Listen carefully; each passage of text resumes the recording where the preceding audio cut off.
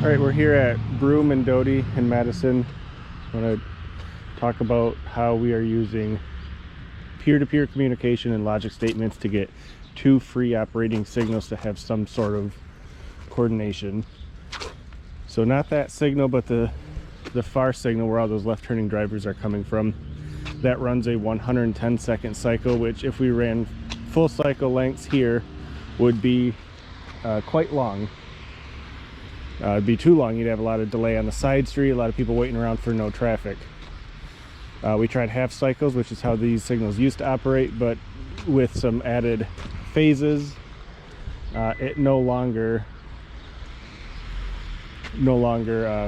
works well. So we went back to free, but we kept having a problem of traffic being released from that signal getting caught here. Now what you're seeing and hearing, if you hear the ding, is there's a loop detector at that signal down there, which, using peer-to-peer communication, this controller is looking at that loop and saying, if I see traffic on that loop and that signal is green for that phase, to put a call on the loop that's here at the stop bar at this signal.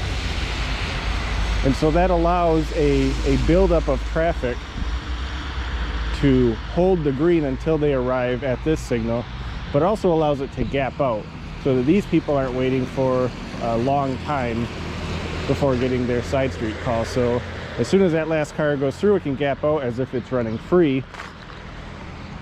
But if we see a buildup of traffic at that intersection, we can kind of hold this green and almost treat it as coordinated operation. So I don't know if we'll be able to catch it again.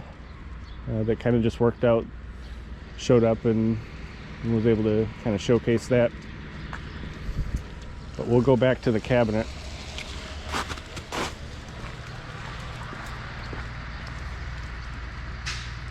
So this time those left turning drivers are arriving on a green. I got a cursor over that detector.